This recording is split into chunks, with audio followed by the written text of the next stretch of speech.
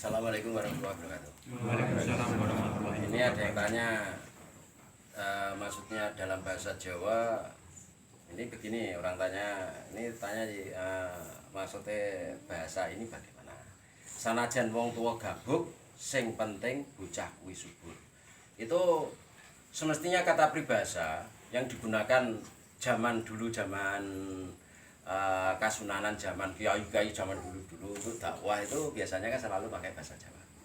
Jadi intinya sanajan wong tua gabuk, sing penting bocah kuwi subur. Itu kurang lebihnya seperti ini. Orang tua itu suka berbohong kepada anaknya demi kesejahteraan anaknya. Orang tua yang suka berbohong kepada anaknya, dalam arti suka berbohong itu berbohong baik, walaupun berbohong itu salah, tapi kadang itu demi anaknya itu dia berbohong. Contoh, misalkan ini biasanya kata-kata tadi itu untuk seorang ibu, tidak seorang bapak, biasanya umumnya seorang ibu. Misalkan contoh seperti ini, seorang ibu saat menunggui anaknya sakit, walaupun ibunya ngantuk-ngantuk, dia bilang pasti tidak ngantuk. Anaknya akan dibilangi begini di dalam bahasa Jawa, wes turu kowe, turu sambil dhisik-isik, ibu urung ngantuk. Mbah ibu, mbah emak, mbah mama, pokoknya intinya ibu lah. Mbah mae, mbah apa, pokoknya intinya wis kaya turu wae, wong tuane aku urung ngantuk. Wis kaya turu. Walaupun seorang ibu itu nunggui berhari-hari anaknya sakit. Dia ngantuk tekluk-tekluk ditanyai yo bilang tidak. Kan berbohong namanya. Berbohong demi anaknya supaya lekas sembuh. Lagi seorang ibu kadang berbohong demi anaknya walaupun perutnya lapar. Perutnya lapar kadang, anak dia punya makan, mungkin satu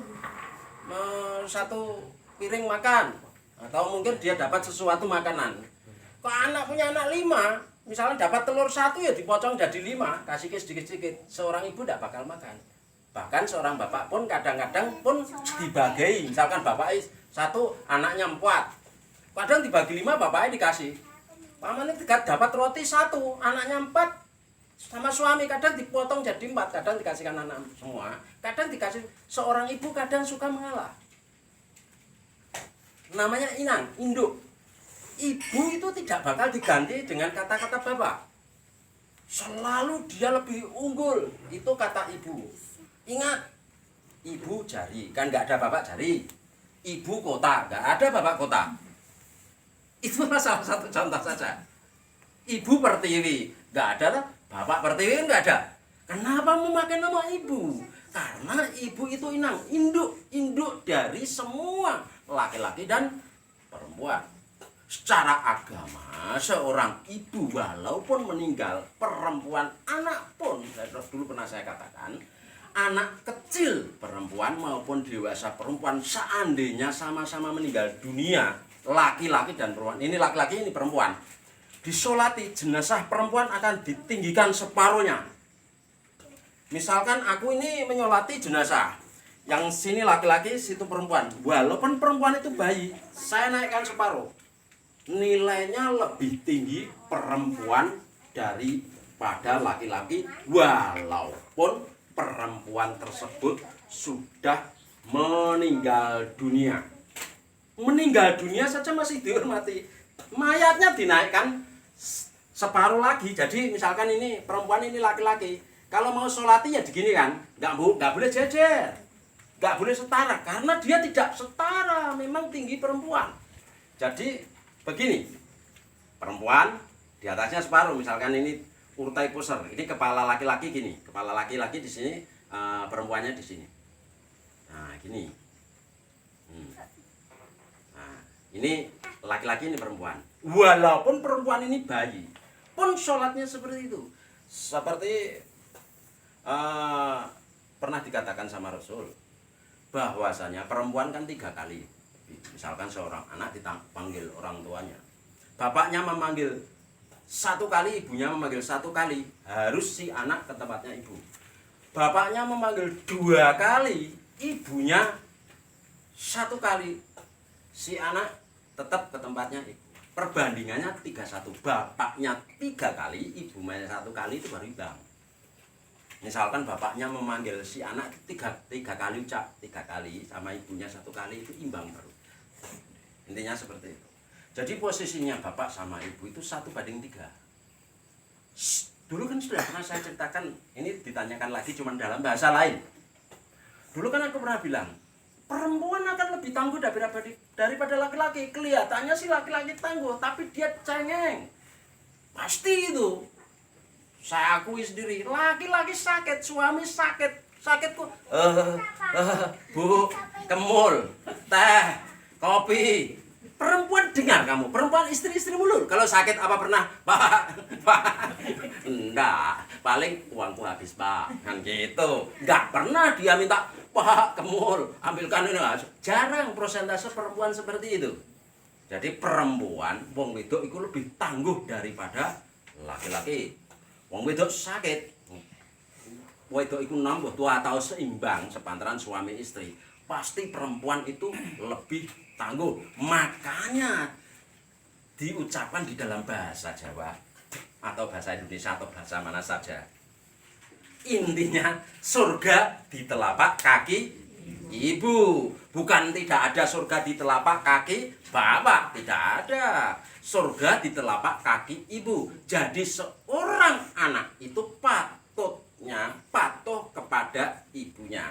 Makanya seorang ibu berbahaya di dalam berbicara, mendoakan anak dan lain-lain.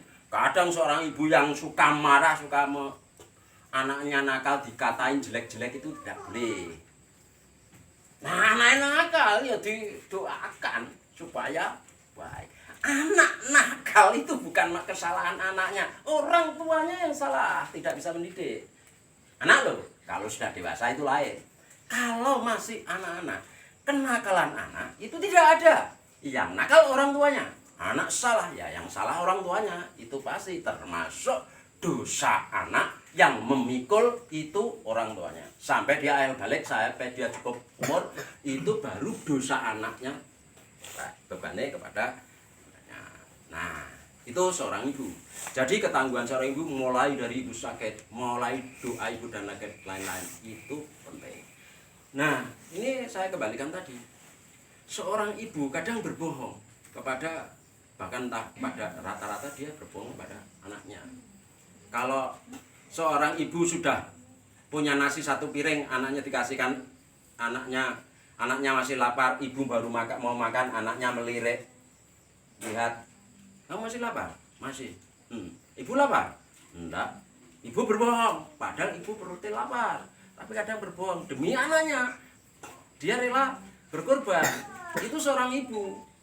Karena seorang ibu itu merasa dia mengandung sekian bulan. 9 bulan 10 hari pada umumnya bayi di dalam kandungan seperti itu. Jadi dia merasakan dari awal sedikit. Disitulah dia ditempa di dalam perut ibu seorang janin. Itu ibu pun akan menjadi dewasa, menjadi sayang. Kecuali ibu Bilal. Ini yang saya katakan manusia sehat. Sehat jasmani dan rohani. Dia selalu menyayangi anaknya. Itu pasti. Dia akan berbohong kepada anaknya demi kesejahteraan anaknya. Seperti yang kata-kata tadi yang ditanyakan tadi kan, apa tadi? Agak lupa. Sanajan wong tua gabuk, sing penting bocah kuwi subur, yang ditanyakan itu ini intinya. Senajan wong tuane ku keadaane rekoso, demi anaknya dia melakukan rela apa saja. Dia anaknya sakit menunggui dan lain-lain. Dia merasa kadang dia capek pun tidak bilang capek. Dia lapar pun tidak bilang lapar. Sama anaknya dia bilang, aku kenyang. Padahal dia perut lapar. Ibu sudah makan? Sudah. Bahkan seorang ibu yang baik, anaknya sudah dewasa pun, anak ibu sudah tua, anak sudah dewasa pun, kadang anak itu bertanya kepada ibu, Bu, punya uang enggak? Ibunya jawab, udahlah, uangnya ditabung buat keluargamu, buat kendaraan, buat beli rumah dan lain-lain. Ibu gitu. Jarang seorang ibu bilang gini, kamu tak didik dari kecil, dari berak saya cebok, bisa mandikan sakit, saya rawat, kamu harus setor sama uang sama saya sekian tiap bulan. Jarang seorang ibu. Itu ibu stres itu. ibu yang baik itu dia paling anaknya mau tanya, ibu punya uang enggak?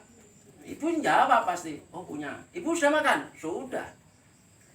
Itu anaknya yang double. Harusnya anaknya bukan begitu. Yang ngasih uang nggak perlu tanya, ibu punya uang enggak? Ya ibu pasti berbohong punya. Ibu udah makan? Ya walaupun lapar ibu akan bilang sudah. Ya anaknya aja ngasih makan, nggak usah ditawari. Kasih makan, kasih uang udah. Kalau anaknya merasa punya uang, kasih uang, kasih makan udah, nggak perlu ditanyai macam-macam. Karena seorang ibu akan berbohong walaupun anaknya sudah sekarang kehidupannya sudah istilahnya sudah punya kemewahan pun mendatangi seorang tua, misalnya anaknya sudah sukses mendatangi orang tua, tanya kepada ibunya, ibu punya uang? Dia ibu jawab punya. Biasanya gitu. Atau kalau ibu butuh uang, jawabannya itulah uangnya buat kalian sendiri untuk untuk kebutuhanmu sendiri. Ibu sudah sehat, sudah cukup, sementing ibu sehat. Paling ibu seperti itu, mendoakan seperti itu. Dia tidak pernah menagih dari kecil, kamu saya susui sekian tahun, 2,5 tahun saya susui, mandi saya mandikan, saya buat saya makan. Wah, kalau dihitung dengan rupiah kamu harus bayar. Enggak pernah seorang ibu seperti itu. Ibu normal maksud saya. Ibu stres kecuali lain seperti itu. Jadi seorang ibu itu istilahnya orang-orang Jawa bilang itu adalah tangan Tuhan, tangan dewa saat itu. Kalau orang-orang Jawa bilang begitu, istilahnya itu kasih ibu itu juga Allah itu selalu merestui, menyetujui apakah yang dikasihkan ibu kepada anaknya. Jadi bagaimanapun juga bagi yang masih punya ibu, masih hidup, ya harus didoakan setidaknya. Nggak punya uang, mendoakan. Punya uang juga mendoakan. Kan gitu. Jadi seorang anak patutnya tetap mendoakan orang tua, baik ibu dan bapaknya. Jadi entah itu berdoa di dalam bahasa Arab, bahasa Jawa, bahasa Inggris, dan bahasa Mandarin sekaligus. Kamu bahasa apa saja, Allah pasti mendengar doamu. Karena Allah dan malaikatnya itu paham semua bahasa. Tidak mesti pakai bahasa Arab, atau bahasa Mandarin, bahasa Inggris, atau bahasa Prancis misalnya. Enggak. Bahasa apa saja yang kau pahami, itu penting. Jadi doa nggak mesti pakai bahasa itu, pakai bahasa apa saja yang kau pahami, Allah akan tahu maksudnya. Ya Allah, ya Rabbi, panjenengan kula tangisi, kula nyuwun disakeni, dosa kula nyuwun diampuni. Para santri, putra lan putri, mulai iki sregep ngaji, kanggo sangu yen wis mati, yen ditimbali marang Gusti. Kabeh manungsa bakale mati, yen wis mati terus diadusi, diunduli ya diminyai, dipocong karo kain mori, dicekake terus disolati, dileboke ning jero jebuli, dikubur ning jero bumi, jero kuburan rasane wedi, sing lawat kabeh padha bali, ora ana sing gelem ngancani, ora ana sing gelem nunggoni, amale kurang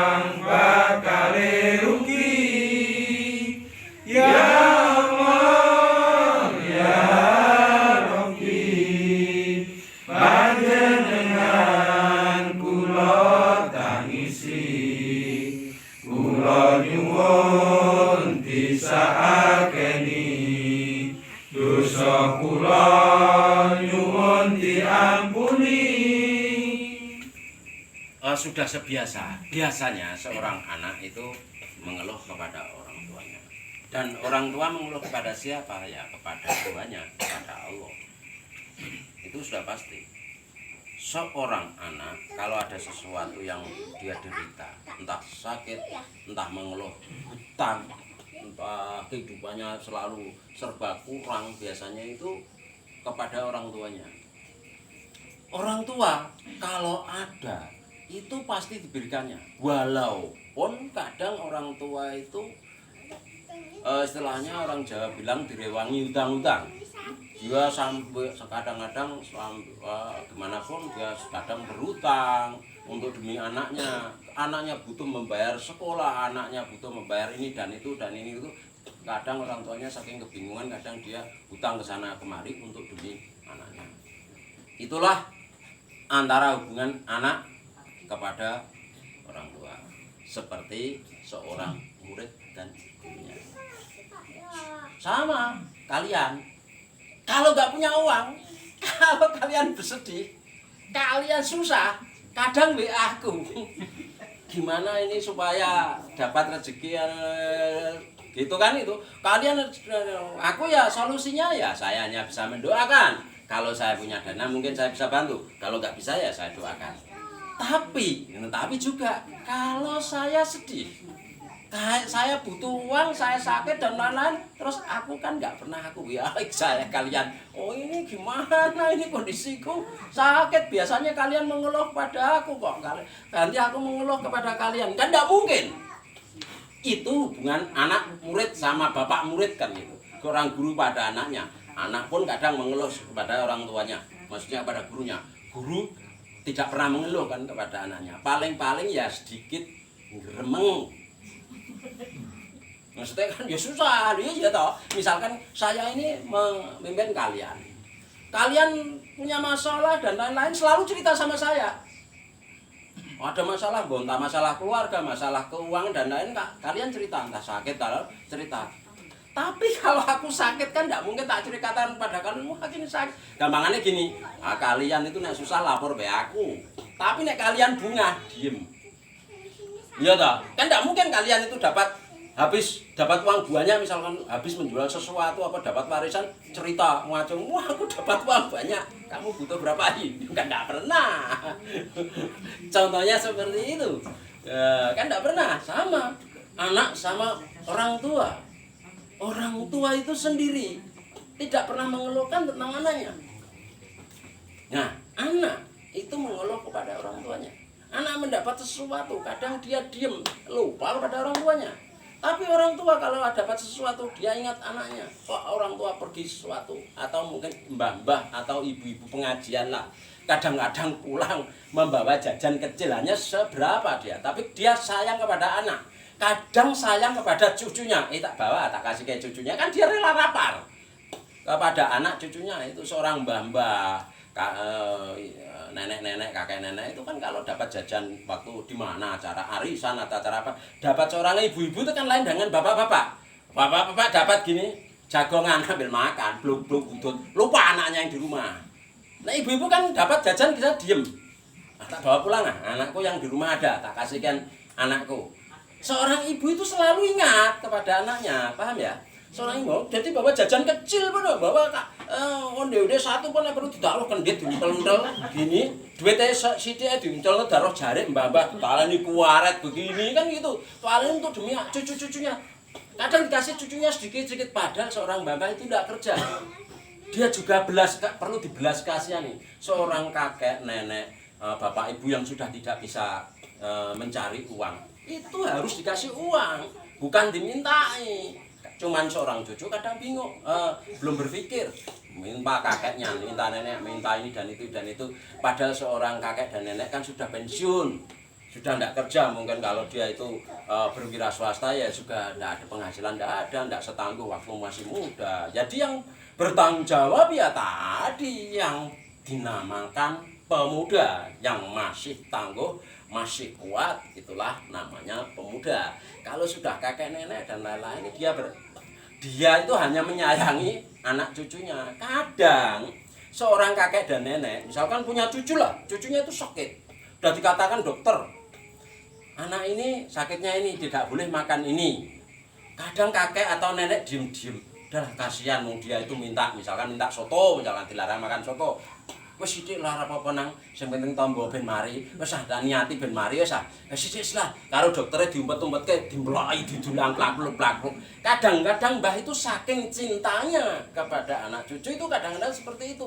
Bukan berarti dia melanggar hukum, bukan. Melanggar hukum dokter dalam hatinya dia tidak tahu seperti itu. Nah, oh kalau seorang anak ini sakit dikasih makan ini tidak boleh malah kambuh penyakitnya enggak. Tapi dia akan gitu. Sama.